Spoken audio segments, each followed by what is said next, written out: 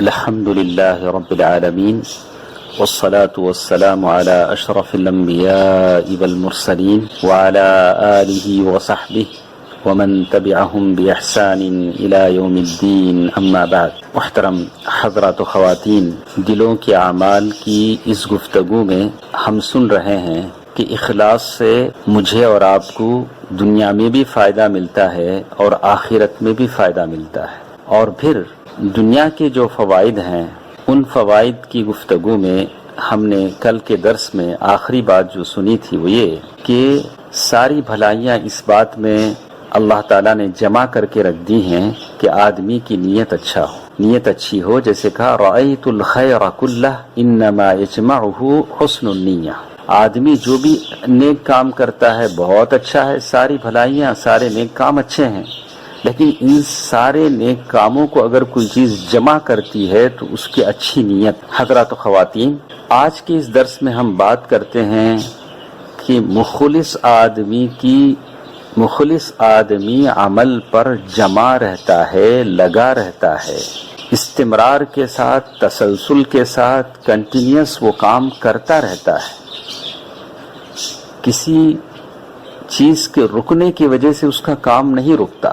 اللہ کے لیے جو کام کرتا ہے، اللہ تبارک و تعالی الحی القیوم ہے، والاول والآخر والظاہر والباطن. سب سے پہلے بھی اللہ ہے، سب سے آخر بھی اللہ ہے، ظاہر بھی اللہ ہے، باطن بھی اللہ ہے. اللہ کے لیے جو کرے گا اس کا کام ہوتا رہے گا، کیونکہ اس کو اپنا کام اللہ کو دکھانا ہے.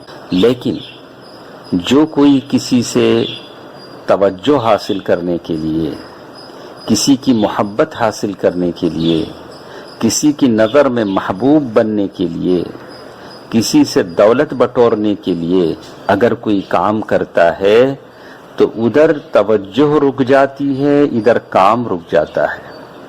ادھر پیسہ آنا بند ہو جاتا ہے، ادھر کام رک جاتا ہے. ادھر اس کی رضا ناراضگی میں بدل جاتی ہے، ادھر کام رک جاتا ہے. یہ فرق ہے اللہ کے لیے کام کرنے والے اور غیر اللہ کے لیے کام کرنے والوں میں. تو اسی لیے کہتے ہیں ما كان للہ دام واتصل وما كان لغیر اللہ انقطع وانفصل. جو اللہ کے لیے کام ہوتا ہے وہ مداومت کے ساتھ ہوتا ہے، کنٹینیوس ہوتا ہے، اور جو اللہ کے علاوہ کسی اور کے لیے کام ہوتا ہے تو وہ کٹ ہو جاتا ہے. اس لیے کہ ادھر پیسے کٹ ہوئے، ادھر کام کٹ ہوا، ادھر توجہ کٹ ہوئی، ادھر کام کٹ ہوا. بڑی لمبی گفتگو ہے. تو اسی لیے کہتے ہیں کہ آدمی جو بھی کام کرے اللہ تبارک و تعالیٰ کے لیے کرے.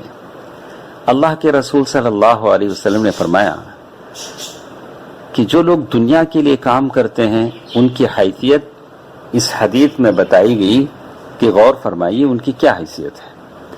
اللہ کے رسول صلی اللہ علیہ وسلم، اللہ کی رحمتیں اور برکتیں آپ پر نازل ہوں، شافع محشر ساقی کوثر صلی اللہ علیہ وسلم فرماتے ہیں الدنیا ملعونہ ملعون ما فیہا الا ذکر اللہ وما والاہ.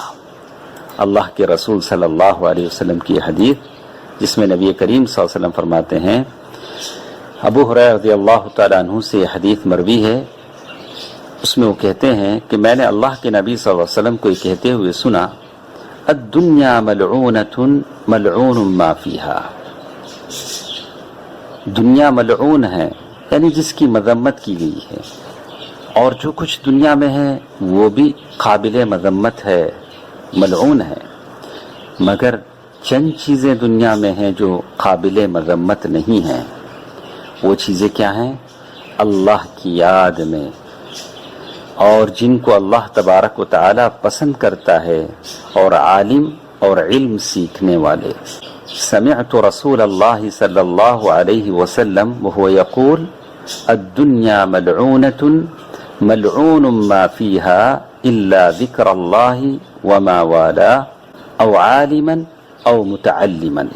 اس حدیث کے بارے میں شیخ ابن باز رحمہ اللہ سے جب پوچھا گیا تو شیخ ابن باز رحمہ اللہ نے اس حدیث کے بارے میں تبصرہ کرتے ہوئے کہا کہ حدیث سند اور لفظ کے اعتبار سے صحیح ہے، اور اس میں اللہ تبارک و تعالی اللہ کے نبی صلی اللہ علیہ وسلم نے بتایا کہ دنیا ایسی چیز ہے جو قابل مذمت ہے آخرت کے مقابلے میں، اور لیکن دنیا میں جو چیزیں ہیں اللہ کا ذکر ہے، اللہ کا ذکر قرآن مجید کی تلاوت کی شکل میں، آپ کی زبان پر تسبیح ہو سبحان اللہ سبحان اللہ سبحان اللہ، تحلیل ہو لا الہ الا اللہ لا الہ الا اللہ، آپ کے دل میں اللہ کے ذکر کی عظمت ہے، تو یہ بہت اچھی چیز ہے، بہت بڑی، اور آپ اللہ تعالیٰ کی اطاعت میں لگے رہیں، معصیتوں سے بچے رہیں، تو یہ چیز قابل تعریف ہے، مذموم ہرگز نہیں ہے، قابل مذمت ہرگز نہیں ہے۔ اور اسی طرح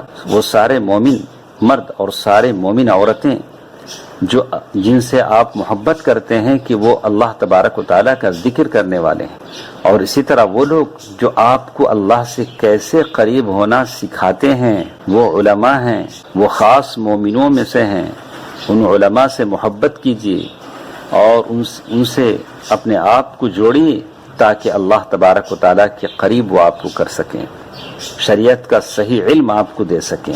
تو شیخ ابن باز رحمہ اللہ نے یہی بات اس حدیث کی شرح میں بتایا ہے۔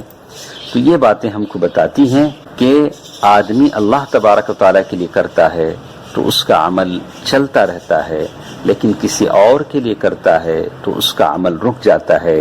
ہمارا اللہ ہمارے ہر عمل کو دیکھ رہا ہے۔ وَقُلِ اعْمَلُوا فَسَيَرَى اللَّهُ عَمَلَكُمْ وَرَسُولُهُ، اللہ تبارک و تعالیٰ نے قرآن مجید میں کہا کہ تم اے اللہ کے نبی صلی اللہ علیہ وسلم آپ کہہ دیجئے کہ تم عمل کرتے جاؤ، تمہارا عمل اللہ تبارک و تعالیٰ دیکھ رہے ہیں۔ اور رسول وہ اپنے زمانے میں جب آیت نازل ہوئی تو معلوم یہ ہوتا ہے کہ آدمی اللہ کے لیے عمل کرے جس کو دکھانا مجھے اور آپ، البتہ دنیا والوں کے نہ آہ کی پرواہ ہو نہ واہ کی پرواہ ہو۔ اگر کوئی دنیا والوں کی آہ اور واہ کی پرواہ کرتا ہے تو جیسے کہا اسی آہ اور واہ میں ہم ہو گئے تباہ، آدمی تباہ ہو جاتا ہے۔ اللہ تبارک و تعالیٰ کی رضامندی یہ سب سے بڑی چیز ہے۔ اللہ تبارک و تعالیٰ مجھے اور آپ کو عمل کی توفیق دے، آمین۔ والسلام علیکم ورحمۃ اللہ وبرکاتہ۔